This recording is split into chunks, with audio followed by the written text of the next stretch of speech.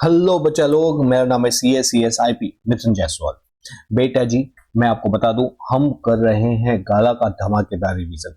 अगर आप ये सोच के अगर मेरा वीडियो नहीं देखना चाहते कि सर ओसीएम और इकोनॉमिक्स में तो क्या पढ़ना है, तो बेटा अभी के अभी वीडियो को स्किप करो और बाहर चले जाओ। लेकिन मैं तेरे को बता दूं, अब मैं जो बता रहा हूँ, देखो मेरी, अगर मैं अपनी क्वालिफिकेशन बताऊं, I am a chartered accountant, I am a company secretary, I am a insolvency professional, I am a diploma in IFRS ACCA UK, I am a rank holder in MCom.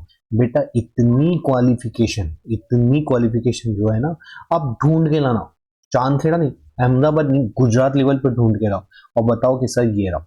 ऐसा कोई आपको नहीं मिलेगा जो इतनी qualification possess कर सकता हो। तो बेटा जी, जब मैं अगर कोई वीडियो बना रहा हूँ और आपको बता रहा हूँ, तो इसका मतलब जो मेरा वीडियो का कंटेंट होगा वो कितना सॉलिड होगा, वो कितना पावरफुल होगा। तो बेटा, अगर आप एग्जाम में अच्छे से स्कोर करना चाहते हो, एग्जाम के अंदर जो कंसेप्ट है, जो आपके ओसीएम इकोनॉमिक्स के कंसेप्ट है, वो उसको अच्छे से समझना चाहते हो, तो वीडियो को जरूर से देखो। एक बार सुन के देखो, आपको खुद को रियलाइज होगा कि नहीं sir, what you are teaching is मतलब कुछ अलग ही लेवल का। आपको अंदर से लगेगा। शुरू में शायद ओसीएम, आपको ओसीएम या तो इकोनॉमिक्स के जो कंसेप्ट है, आप वीडियो देखोगे बोर लगेगा। लेकिन बेटा, एक बार मेरा पूरा जितने मिनट का वीडियो पूरा देख, फिर किताब पकड़ और किताब पढ़ के उसको कंसेप्ट को याद करना चालू कर। या तो मैं तेरे को दूसरा बताता हूँ, ये जो क्वेश्चंस है ना, वो क्वेश्चन तो अपने आप कर और मेरा फिर वीडियो सुन। देखो अपने आप जमीन आसमान का फर्क मालूम पड़ेगा कि नहीं sir, what you are teaching is कुछ कुछ अलग है। तो बेटा, इसलिए मैं बोल रहा हूँ कि वीडियो आप सुनो बेटा, ये आपके कंसेप्ट बहुत अच्छे से क्लियर करेगा और ये आपको सच में मार्क्स लाने में बहुत मदद करेगा। तो चलो, मैं क्या कर रहा हूं, मैं यहाँ पे सेक्शन नंबर डी चला रहा हूं। कौन सा? इकोनॉमिक्स। हमने ऑलरेडी पेपर नंबर 1 2 3 4 5 कर लिए। हम ये 21 नंबर की तैयारी कर रहे हैं। हमने already section A, section B और सेक्शन सी इकोनॉमिक्स का कर लिया। इवन मैंने आपको सेक्शन बी और सी की पीडीएफ भी दे दी, पूरी की पूरी आंसर। अगर आप वीडियो पे पहली बार आए हैं तो मैं आपको बता दूं कि आपको क्या करना है, प्लेलिस्ट में जाना है श्रीधर इंस्टीट्यूट की, और उसके अंदर प्लेलिस्ट है, प्लेलिस्ट में इकोनॉमिक्स है, इकोनॉमिक्स के अंदर जाना, वहां पे इकोनॉमिक्स से सारे वीडियो मिलेंगे। उस वीडियो में एक वीडियो अलग से, जिसका थंबनेल के अंदर डाउनलोड करके आएगा, download paper section A answer. तो वो आपको उसको उसको क्या करना है, उस वीडियो के अंदर जाना है। उस वीडियो के अंदर डिस्क्रिप्शन है, उस डिस्क्रिप्शन में आपको लिंक दी है, उसको आपको क्या करना है, डाउनलोड कर लेना। उस पर क्लिक करोगे, आंसर डाउनलोड होगा। एकदम सिंपल है। अगर नहीं मालूम पड़ता, आप मेरे को कमेंट बॉक्स में बताना कि सर मेरे को वो वीडियो नहीं मिल रहा, तो मैं आपको वीडियो भी शेयर करूंगा। ठीक है। तो अभी हम क्या करें, हम कर रहे हैं सेक्शन नंबर डी। तो सेक्शन नंबर डी के अंदर आ जाते हैं हम पेपर नंबर 6 के ऊपर। बड़ा ही हमारा धमाकेदार और सुपर वीडियो चल रहा है। तो चलो आते हैं हमारे paper number 6 section number D के ऊपर। विदाउट वेस्टिंग चलते हैं हमारी स्क्रीन के ऊपर। ओके जी, तो आगे हमारी स्क्रीन के ऊपर, तो ये क्या है, इकोनॉमिक्स गाला paper number 6 section D 24 marks की तैयारी।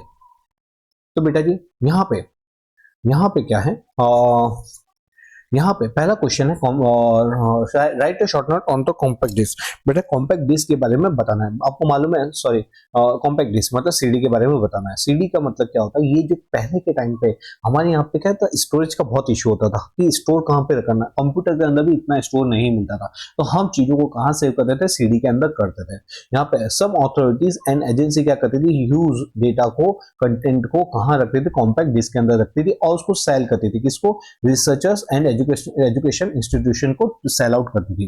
ये जो सीरीज है ना, जैसे नेशनल इनकम के ऊपर होती थी, सेंसस ऑफ इंडिया के ऊपर होती थी, नेशनल सर्वे ऑफ इंडिया के ऊपर होती थी, नासो के ऊपर होती थी, and data pertaining to any ministry of India के ऊपर होता था। ये अलग अलग प्रकार की सीढ़ियां होती थी, अलग अलग सब्जेक्ट को लेके बनती थी। लेकिन इस सीडी में प्रॉब्लम क्या होती थी, ये सीडी के अंदर डेटा बहुत यूज होता था, इसको संभालना बहुत मुश्किल होता था। इसके अंदर सेवरल शीट होती थी, यूज करने वाले को मालूम होना चाहिए था कि डेटा कहाँ पे रखा हुआ है। Okay, next, at present in India is a growing और डेवलपिंग और बोथ। बताओ हमारी कंट्री ग्रोइंग है, डेवलपिंग है कि बोथ है? Give the answer by stating the reason. बेटा हमारी जो कंट्री है ना वो बोथ है, ग्रोइंग भी है डेवलपिंग भी है। ऐसा क्यों? हमारी जो नेशनल इनकम है वो क्या हो रही है, वो इंक्रीज होती जा रही है। पर कैपिटा इनकम क्या होती जा रही है, इंक्रीज होती जा रही है एट अ हायर रेट। तो वो क्या बताए, इकोनॉमिक ग्रोथ को बताए। हम कैसी चीजें यूज करें, मॉडर्न टेक्नोलॉजी करें, कैसी चीज यूज करें, इंप्रूव प्रोडक्शन मेथड यूज करते जा रहे हैं, उसी को अडॉप्ट करते जा रहे हैं। हमारी पुअर्टी, अनएम्प्लॉयमेंट, इनइक्वालिटी वो क्या हो रही है, रिड्यूस हो रही है। हमारे यहाँ पे पर कैपिटा इनकम क्या हो रही है, इंक्रीज हो रही है, जिससे क्या होगा, हम अपनी बेसिक नीड्स को भी सेटिस्फाई कर पा रहे हैं, जैसे कि फूड, एजुकेशन, हेल्थ। हमारा जो स्टैंडर्ड ऑफ लिविंग है, सोशल प्रोग्रेस है, वो क्या होते जा रहा है, इंप्रूव होते जा रहा है। वो चीज किसको बता रहा है, इकोनॉमिक डेवलपमेंट को बता रहा है। मतलब यहाँ पे इंडिया का एसडीआई लेवल शोज अ मॉडरेट ह्यूमन डेवलपमेंट, मतलब हमारा ह्यूमन डेवलपमेंट क्या है, मॉडरेट होते जा रहा है, मतलब बढ़ते जा रहा है, इंडिकेटिंग ग्रोथ एंड डेवलपमेंट। तो बेटा हम ग्रोथ भी हो रहे हैं और हम डेवलप भी हो रहे हैं, और भगवान करे ऐसे ही हमारा देश, हमारा भारत, हमारा इंडिया बढ़ता रहे। Okay, section paper number 49, discuss national income as a indicator of economic development. बेटा जी national income as a economic development क्यों बोला जाता है? क्योंकि नेशनल इनकम को इकोनॉमिक डेवलपमेंट इसलिए बताते हैं क्योंकि जब नेशन की इनकम बढ़ती है, नेशन का इनकम कैसे बढ़ती है, जब हमारा ओवरऑल जीडीपी बढ़ेगी, हमारा ओवरऑल ग्रॉस डेवलपमेंट होगा, हमारे क्या ग्रॉस डेवलपमेंट प्रोडक्ट बढ़ेगा, मतलब जीडीपी बढ़ेगी, नेशनल इनकम बढ़ेगी, नेशनल इनकम बढ़ेगी, पर कैपिटा इनकम बढ़ेगी, मतलब पूरा देश मेरा ग्रो करेगा, इसलिए उसको इकोनॉमिक डेवलपमेंट बोला गया। और कंट्री से to have achieve economic development जब कब, जब कंटिन्यूअसली कंपनी की क्या बढ़ती है, नेशनल इनकम बढ़ती है for a long period of time. वापस से बोलो, कंपनी का डेवलपमेंट कब माना जाएगा, कंपनी का डेवलपमेंट माना जाएगा जब लॉन्ग टाइम तक हमारे देश की नेशनल इनकम क्या होती जाएगी, बढ़ती जाएगी। वापस से हमारी कंटिन्यूअस इंक्रीज, ऐसा नहीं एक बार हुआ, कंटिन्यूअस इंक्रीज होगा क्या, नेशनल इनकम के अंदर, और for a long period of time. उसी को क्या बोला जाता है, उसी को बोला जाता है economic development from national income के पॉइंट से। बेटा अगर हमारी नेशनल इनकम क्या है, बढ़ रही है एट अ हायर रेट, मतलब हमारा डेवलपमेंट कैसा हो रहा है, हमारा डेवलपमेंट हो रहा है हाई। अगर मेरी नेशनल इनकम बढ़ रही है लोअर रेट से, मतलब हमारा डेवलपमेंट कैसा हो रहा है, लो। अगर हमारी नेशनल इनकम नहीं बढ़ रही तो हमारा डेवलपमेंट कैसा है, रुका हुआ है, थका हुआ है, स्टैग्नेंट या तो कांस्टेंट।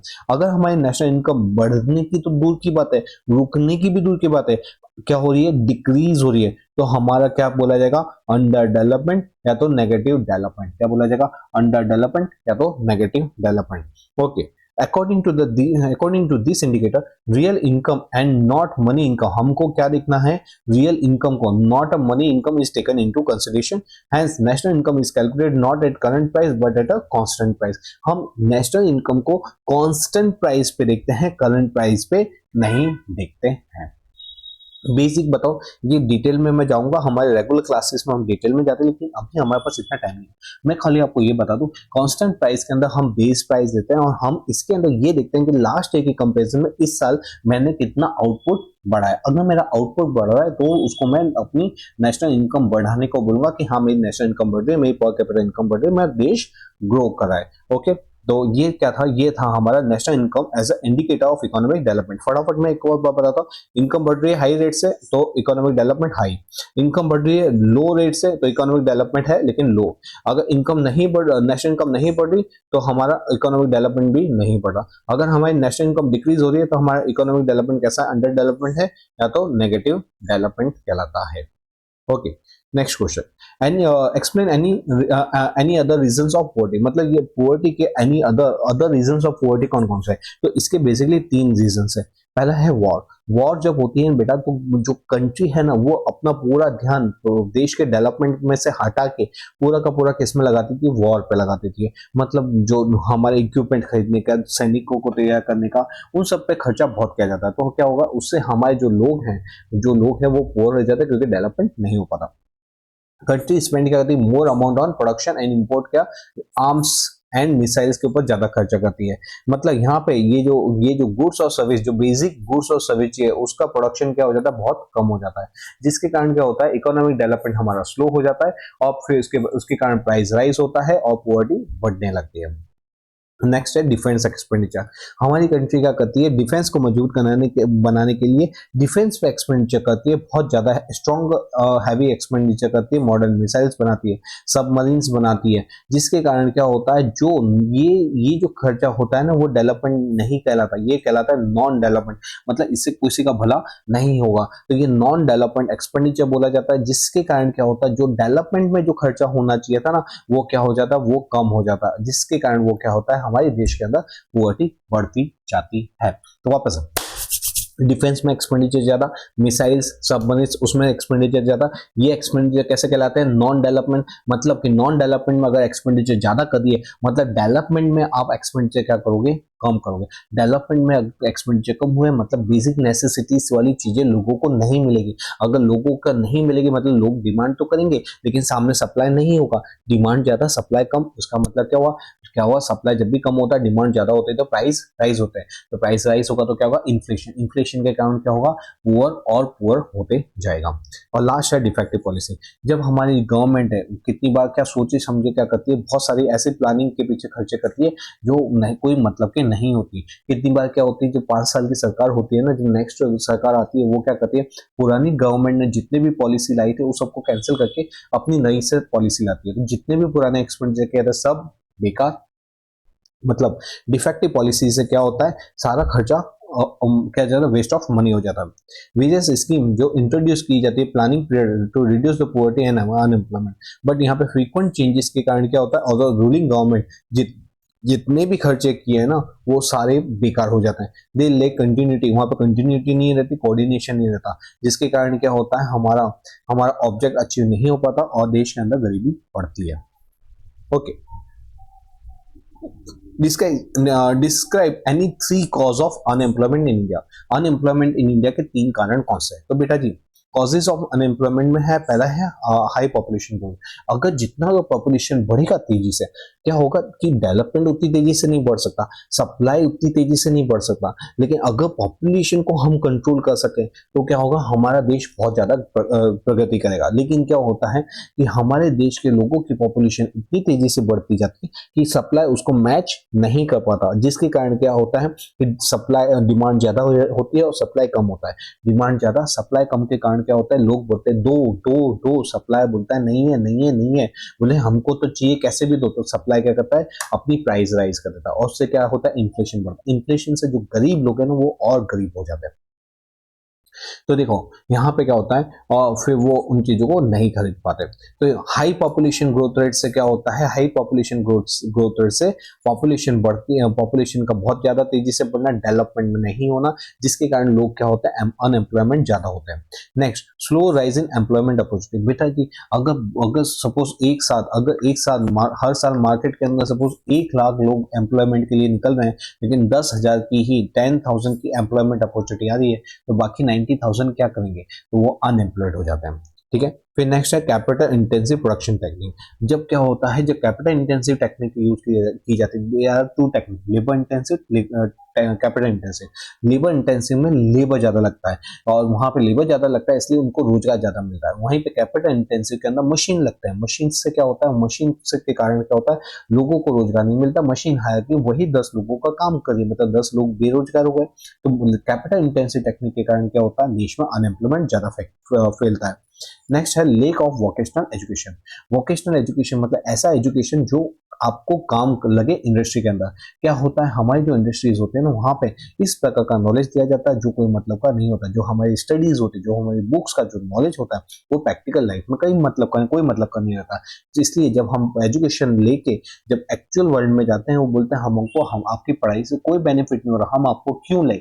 इसलिए क्या होता है, लोगों को रोजगार नहीं मिलता। तो यहाँ पे वोकेशनल एजुकेशन की क्या होती है, कमी होती है, जिसके कारण लोगों को रोजगार नहीं मिलता, एम्प्लॉयमेंट नहीं मिल पाता और वो अनएम्प्लॉयड हो जाते हैं। Education is the best tool for population control. Population control का एजुकेशन से क्या लेना देना है, बेटा जो एजुकेशन है ना, हम लोगों को एजुकेशन के थ्रू ही तो बताते हैं कि पॉपुलेशन बढ़ती है तो उसके क्या डिसबेनिफिट होते हैं। पॉपुलेशन अगर ज्यादा मात्रा में बढ़ जाए हमारे देश के ग्रोथ से, तो इससे नुकसान किसको होगा, हम ही को जाके आगे होगा। ये सारी चीजें हमको एजुकेट की जाती है।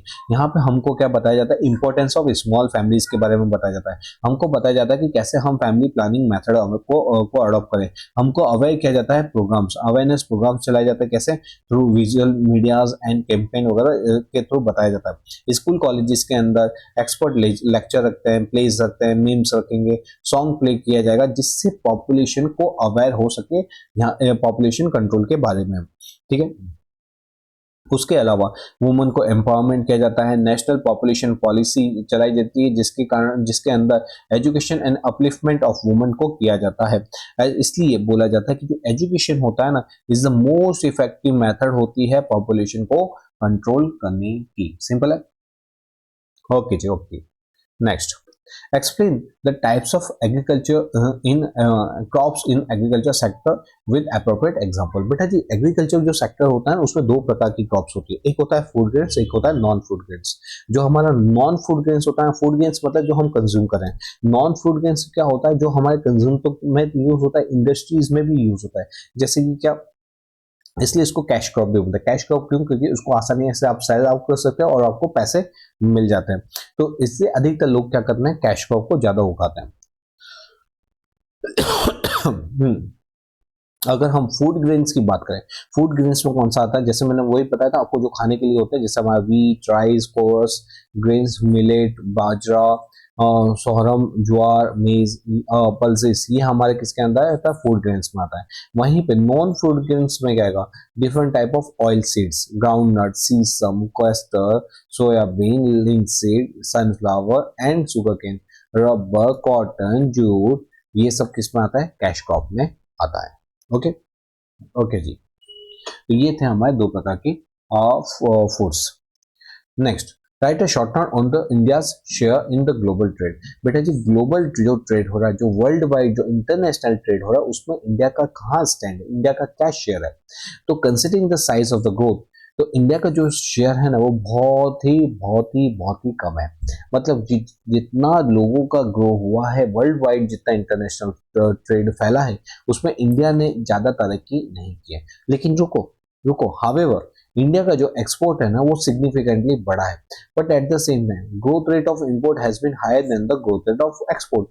एक्सपोर्ट को देखो, आपको खुश नहीं होना, एक्सपोर्ट का मतलब सेल। तो हमारा इंडिया का जो एक्सपोर्ट है दूसरी कंट्री के अंदर बहुत अच्छा हुआ, लेकिन रुको, एक्सपोर्ट से ज्यादा बड़ा है इंपोर्ट। ठीक है, reason of increase in import क्या है, क्योंकि हम हाई स्पीड से ग्रो करें, इसलिए हमको नई नई टेक्नोलॉजी चाहिए, इसलिए हम नई मशीनरी, नई टेक्नोलॉजी को हायर करें, इसलिए हमारा इंपोर्ट बढ़ा। have increased and demand for the import goods भी increase हुई, ability to import increase हुई है। रीजन फॉर एक्सपोर्ट बढ़ने का क्या कारण था, क्योंकि हमारे यहाँ पे क्या हुआ, हम गुड्स को अच्छे से प्रोड्यूस करने लगे, वो क्वालिटी मेंटेन करने लगे, हमारे जो प्रोडक्ट है वो चीप होने लगे, इस चीज के कारण हम इजीली एक्सपोर्ट कर सके। Better and desirable quality of goods हम प्रोड्यूस करने लगे एट ए कॉम्पिटिटिव प्राइस, जिसके कारण हमारा एक्सपोर्ट भी बढ़ा। ठीक है, हम जनरेट कर, और दूसरा एक्सपोर्टेबल सरप्लस भी हम जनरेट करने लगे। एक्सपोर्टेबल सरप्लस का मतलब क्या होता है, कि हम इतना गुड्स बना रहे हैं कि हमारे देश के अंदर जो रिक्वायरमेंट है वो तो मीट होती है, उसके अलावा भी गुड्स बच जाता है, जिसको हम क्या करते हैं, एक्सपोर्ट कर देते हैं। सर एक एग्जांपल से बताओ, सपोज कि हमारे लोगों की रिक्वायरमेंट है 1 लाख केजी गुड्स, कितना, 1 लाख केजी गुड्स, हम यहाँ पे बना रहे हैं 1,20,000 केजी गुड्स, 1,20,000 केजी गुड्स। तो क्या होगा, हम ये 1 लाख गुड्स में से 1/20 में से 1 लाख यहाँ पे हमारे होम कंजम्पशन में निकालेंगे, बचेगा कितना, 20,000 केजी गुड्स बचेगा। कितना बचेगा, 20,000 केजी गुड्स बचेगा। इसको क्या बोलेंगे, इसको बोलेंगे एक्सपोर्टेबल सरप्लस, और इसको हम एक्सपोर्ट करेंगे। मतलब हमारे जो नॉर्मल लोगों के लिए कंजम्पशन के लिए जितना गुड्स चाहिए उतना हटा दो, और फिर भी गुड्स बच जाता है तो उसको हम क्या करते हैं, एक्सपोर्ट कर देते हैं। अगर मैं इसको सिंपल ये बताऊं कि जैसे कितनी बार क्या होता है, हमारे घर में बहुत ज़्यादा खाना बन जाता है, तो हम क्या करते हैं, हमारे लिए साइड में रख देते हैं, और बाकी का जो थोड़ा बहुत एक्स्ट्रा बच जाता है तो वो आजू बाजू में दे देते हैं कि ये लो आपके लिए हमने सब्जी बनाई है। बस वैसे ही उसी को बोलते हैं एक्सपोर्टेबल सरप्लस। नेक्स्ट है, what is the difference between the current account transaction and capital account transaction. बेटा जी, करंट अकाउंट ट्रांजेक्शन क्या होता है, करंट अकाउंट ट्रांजेक्शन मतलब वो सारे ट्रांजेक्शन जिसके अंदर क्या आता है, गुड्स आती है, सर्विसेज आती है, इनकम आती है। लेकिन कैपिटल अकाउंट के अंदर क्या आता है, कैपिटल अकाउंट के अंदर क्या आता है, इसमें आता है बैलेंस शीट वाली आइटम, ये मेरी बैलेंस शीट को जो इम्पैक्ट करती है, जैसे मेरा कैपिटल एंड इन्वेस्टमेंट, ये जो गुड्स आता है ना, इसके क्रेडिट तरफ में क्या आता है, क्रेडिट तरफ में जो भी पैसा आया, लेकिन पैसा कौन से सोर्स से आएगा, तो पैसा आएगा गुड्स से, सर्विसेज से। तो ये सर्विसेज जैसे बैंकिंग की service, insurance service, tourism service, shipping, ये सारी सर्विसेज आती है। जबकि कैपिटल अकाउंट के अंदर पैसा आया, लेकिन आएगा कहाँ से, अगर आपने क्या किया होगा, अगर आपने क्या किया, तो हमारे यहाँ पे किसी ने हमारे में इन्वेस्टमेंट किया, foreign investment in bond, short term हमको लोन वगैरह दिए, तो वहां से क्या आता है, वहां से पैसा आता है, ठीक है ना। नेक्स्ट यहाँ पे डेबिट में क्या आता है, डेबिट के अंदर पैसा आना, पैसा आना मतलब क्या से, वही गुड्स और सर्विस, मतलब जब मैं गुड्स और सर्विस का इंपोर्ट करता हूँ ना, इंपोर्ट ऑफ गुड्स, तो यहाँ पे जितने भी गुड्स और सर्विसेज है, एक्सपोर्ट की जगह आपको वर्ड क्या डाल देना है, इंपोर्ट डाल देना है। तो जब आप गुड्स और सर्विसेज का इंपोर्ट करते हो तो ये आपके डेबिट साइड आता है।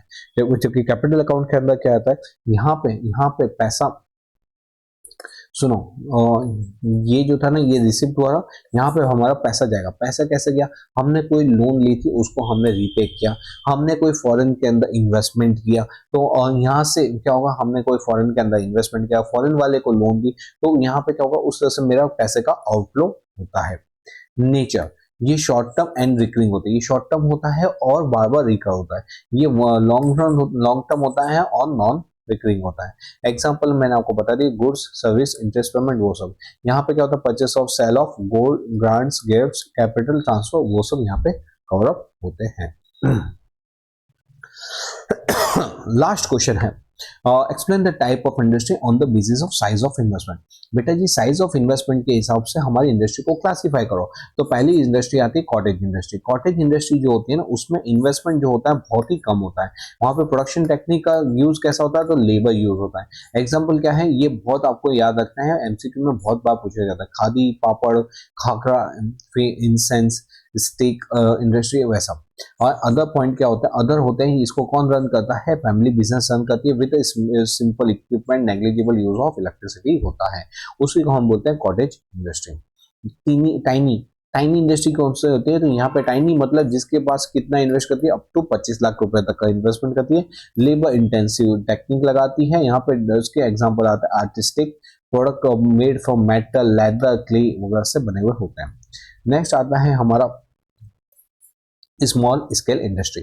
स्मॉल स्केल इंडस्ट्री क्या होता है, स्मॉल स्केल इंडस्ट्री का मतलब होता है जब आप इन्वेस्टमेंट करते हो 25 लाख से ज्यादा लेकिन 5 करोड़ से कम, 25 लाख से ज्यादा पर 5 करोड़ से कम, वहां पे आप लेबर इंटेंसिव टेक्निक यूज कर रहे हो, यहाँ पे आप जो प्रोडक्शन कर रहे हो वो टूल्स वगैरह बना रहे हो, स्पेयर पार्ट्स बना रहे हो जो यूज होते हैं बड़ी बड़ी इंडस्ट्रीज के अंदर। तो subsidy industry to the big industry, तो वही मैंने बताया कि जो बड़ी इंडस्ट्री होती है उसी की छोटी इंडस्ट्री होती है, मतलब ये जितने भी गुड्स और सर्विसेज बना रही है वो बड़ी इंडस्ट्रीज को हेल्प करते हैं आगे ग्रो करने में। नेक्स्ट है मीडियम स्केल इंडस्ट्री। बेटा जी अब तक हमने 3 देखे, सबसे छोटी cottage, then tiny, then small. Small में कितना पैसा लग गया, अप टू 5 करोड़। अब देखो यहाँ पे 5 से 10 के बीच में पैसा लगता है, क्योंकि 5 करोड़ से 10 करोड़ की अमाउंट है, इसलिए यहाँ पर लेबर इंटेंसिव भी यूज होती है एंड कैपिटल इंटेंसिव दोनों टेक्निक यूज होती है। ये इंडस्ट्री क्या मैन्युफैक्चर करती है, केमिकल्स, मशीनरी, इलेक्ट्रॉनिक इक्विपमेंट्स वगैरह बनाती है। और सबसे बड़ी होती है लार्ज स्केल, जिसको पैसे की जरूरत होती है 10 करोड़ तक का, 10 करोड़ या उससे ज्यादा का इन्वेस्टमेंट करती है। ये इसको क्या बोलते हैं, ये हमेशा कैपिटल इंटेंसिव टेक्निक यूज करती हैं। और ये क्या बनाती है, बड़ी बड़ी मशीनरी बनाती है, रेलवे के लिए बना रही है, बिग व्हीकल, बिग आयरन वगैरह बनाती है। तो बेटा जी हमने यहाँ पे हमारा पेपर नंबर 6 क्या किया, पेपर नंबर 6 को बड़े ही अच्छे ढंग से कंप्लीट किया। आई होप आपको ये पढ़ के मजा आया हुआ, आपको ये जो एक आपका है ना, मतलब पूरा वो हो गया होगा कि रिवाइज हो चुका होगा, क्योंकि आपके स्कूल्स में या तो टीचर्स ने वगैरह ट्यूशन क्लास टीचर्स ने चलाया होगा, तो अभी आपको पूरा याद आ चुका होगा।